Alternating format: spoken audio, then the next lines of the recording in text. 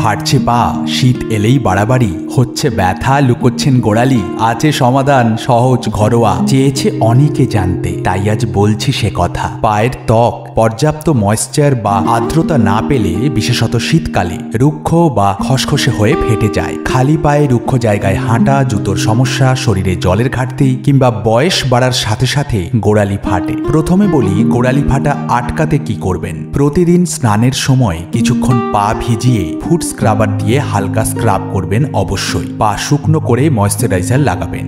রাতে বিশেষ করে ঘুমানোর আগে নারকেল তেল বা ঘি হালকা গরম করে পায়ে গোড়ালিতে মাসাজ করে নিন। আর পায়ের স্কিন ফেটে গেলে মধুর সাথে ওটস গুঁড়ো করে মিশিয়ে ফাটা জায়গায় লাগিয়ে মোজা পরে রাতে ঘুমোতে পারেন। ফাটা খুব বেশি হলে ফিটকিরি গুঁড়ো নারকেল তেলের সাথে মিশিয়ে লাগান, ওপরে মোজা পরে নিন, সারা রাত রাখুন। সন্ধেতে পাকা কলা ভালো করে চটকে ফাটা জায়গায় লাগান, 20 মিনিট পর ধুয়ে ফেলুন। শিয়া বাটারও ক্রিম হিসেবে ব্যবহার করতে পারেন। বেশি করে জল খান। খালি পায়ে রুক্ষ জায়গায় হাঁটবেন না, ঢাকা জুতো পরুন। ঘরোয়া পদ্ধতি ব্যবহার করে দেখুন অন্তত 1 মাস। তবে ক্ষত খুব গভীর হলে, রক্ত পড়লে অবশ্যই ডাক্তারের কাছে যান। এ নগরে সুন্দর পায়ে হাঁটুক সবাই। ফাটা গোড়ালিকে বলো বাই বাই।